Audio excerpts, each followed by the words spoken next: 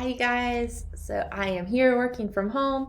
If you saw my announcement, you saw that I cannot go to campus this week because I was around someone last week who ended up testing for positive for COVID.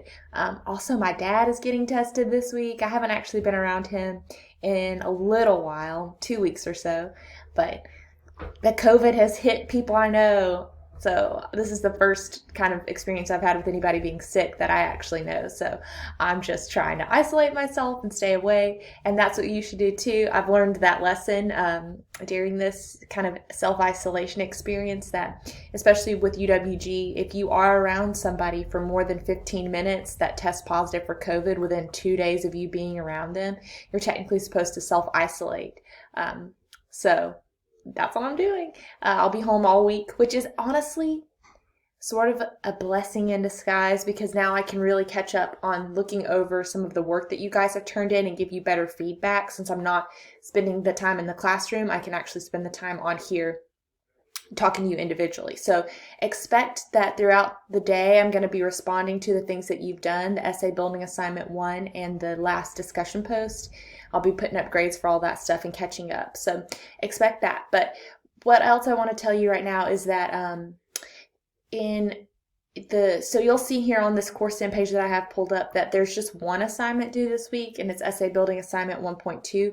On the schedule, I had you guys doing 2 assignments this week, but I decided to cut us all some slack and slow down a little bit. So you'll only be responsible for this one assignment, and it's not due until next Monday.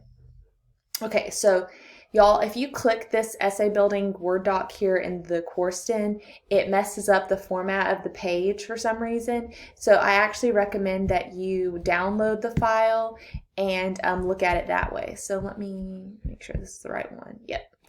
So like I said, it's easier to look at it if you download it. And also you'll want to download it so you can type over it and turn it in into the assignment Dropbox like you did for essay building 1.1. So, okay, before I jump into explaining this Word document, I just want to explain why you're doing this next thing. So let me move myself so I'm not like right in the way.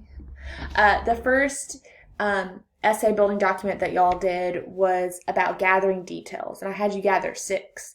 Well, this one is about interrogating and doing that question and answer thing for those details to think about why they're significant, why the director included them, what meaning they have.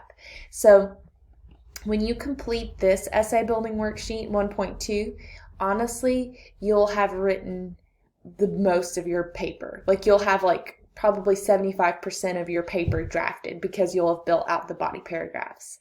So this is a bigger worksheet. It does take a lot of time, I think, to do this well. Usually when I'm not teaching in a pandemic, I teach this worksheet in class and I have students do it by hand.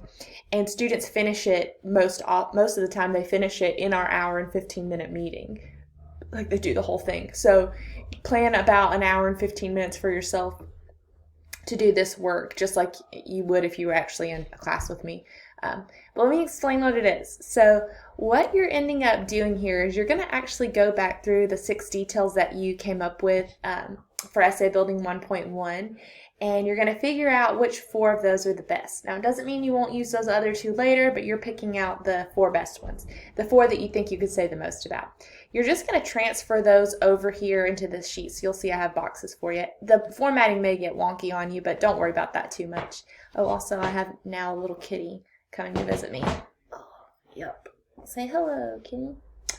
But you'll just move, for the first part of the assignment, you're just going to move the details from essay building 1.1 over here. So trope and detail, you've already done.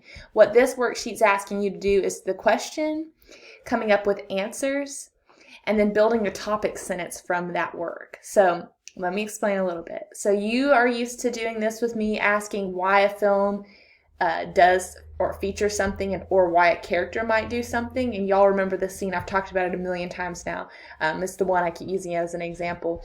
But I have that scene where Georgie's being eaten at the beginning and the neighbor lady is my detail, the way that she doesn't interact. So I came up with 4 okay answers about why that might be happening. And what I did from there was I summarized my detail really quickly. I include the phrase which is significant because, and I choose one of my answers to provide my topic sentence. So if we haven't talked about topic sentences a lot in this class, I don't know if we have, I can't remember. What you'll remember is from 1101 is that the first sentence of every body paragraph that you write in an English class is the driving argument for that paragraph. So it's like a thesis, but a mini one for the paragraph. It makes a claim, not an observation. So a bad topic sentence would be, a neighbor ignores Georgie being eaten by Pennywise. That's a bad topic sentence because that's obvious from watching the film. We all saw that happen. But a good topic sentence would be, the neighbor ignores Georgie being eaten, which shows that she is ignorant of what is happening in her town, or which shows that she doesn't care what is happening in her town, or which shows that she, someone in one of the classes suggested that she may not even have seen the blood in the same way that Beverly's dad doesn't see the blood in her bathroom. So you could go that direction. Like, it shows that the adults literally cannot see the dangers that are present in their community. Any or all of those significances would make a cool topic sentence. You would flesh out the idea and the argument in the body paragraph, which is what the other answers are for, which is why I make you come up with several, or I ask you to. But the topic sentence itself identifies what you're talking about, which for me was the lady, and then it identifies why I chose that detail. And I did an okay job of that here. I just kind of quickly did that this morning. But yours is going to look something like this. Identify the detail, summarize it really quickly, and then provide a quick punchy reason why it existed in your text. This is critical to writing anything. So what was I writing the other day? I was writing, I'm in a PhD program, and I was writing a discussion board post for my own class. And my teacher did not ask me to do topic sentences or anything like that. It was just like, respond to this reading. And when I finished the response, I looked back at it and realized I had done this exact same thing with topic sentences in a graduate level program on a discussion board. And I got a good grade on it. And he said my writing was organized. This may sound like I'm making this up, but I swear this just happened. And it was a technical writing class that I'm taking. So this skill that you're learning right here, if you're interested in higher education, or you're going to keep writing for the next 3 years while you're in college at least. But if you write even beyond that academically, this skill is going to take you all the way through. It also is important, this topic sentence or organization skill is, believe it or not, important for business writing. So my sister is an accountant and my parents are realtors. So I'm from a business background, even though I don't work in business. So I am exposed to the kinds of writing that they do in their business settings, with like memos and even emails, but presentations for meetings, those kinds of things. My mom actually teaches real estate classes, and they don't use the same language of topic sentence, but in looking at their writing, they do the same thing. They get the main point of what they want their reader to see at the top of a paragraph or a body of text. They start with the point, and that's what I'm asking you to do right now. Start with your point. The reason I have you do all this answers and picking the best one is because often we don't know what our point is until we've written a little bit.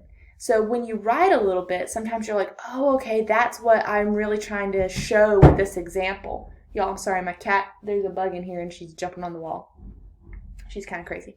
But what was that thing? Oh yeah, so sometimes we don't know what our point is until we've talked about it a little bit or written about it a little bit. And so that's why I have you come up with all those answers and then pick one as the main point for the body paragraph.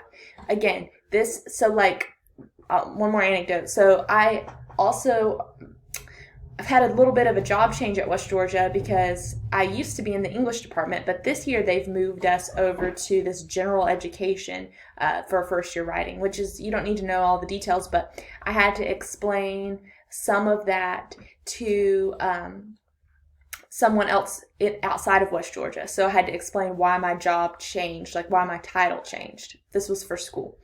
And when I did this, it was not in an academic setting. It was kind of like a memo or email situation. I still use topic sentence. Here's one change that happened, and then I explained the change. Here's another change that happened, and then I explained that. Here's a consequence. Here's a benefit. Here's something that wasn't so great. But I had those, it's kind of like bullet points if you think about. Like I outlined the bullet points and then I explained with some evidence how the job had changed. That's a form of business writing, and it is still about getting the point quickly. Here's the thing, y'all. I read your papers, but you're going to move on in life to situations. Have y'all heard TLDR? Too long didn't read? That's what you're writing. You have to imagine that everything you're writing basically in your entire life is someone's not going to want to spend the time to read or dig for your point. Everybody wants to see what are you talking about quickly. Even if you're making a speech, for crying out loud, we don't want to hear you meander around points for 30 minutes and then eventually tell us what the point of your talking is. Everyone who's listening to you at any point wants to know quickly what you are getting at. Like, what's the point? What's the TLDR? A topic sentence is TLDR. I could theoretically, think about this. Theoretically, I could read your thesis, which we'll write later, and your topic sentences and know everything that you're going to say in the paper, theoretically. Obviously, the rest of the paper is important because it expands on those ideas and supports them with evidence. But theoretically, I should know exactly what you're talking about just from the topic sentences. So that's why this worksheet is really important, because those sentences carry the paper. They're the roadmap. So I hope this makes sense. Like I said, you're going to type over this document and your formatting may go crazy. I usually have people write this by hand. If you get stressed out by the formatting, you could do some other version of typing it out. That's fine, like a different Word document. But I think this will be pretty close to good for you guys. So I'm going to go ahead and close this out. I won't be on campus this week. This is all you have to do. Please holler at me if you have a question. I am responding to your old work today, so y'all just be anticipating that. But cool. I'll see you guys next week, hopefully, as long as I stay healthy and you do too. So yeah, y'all take care.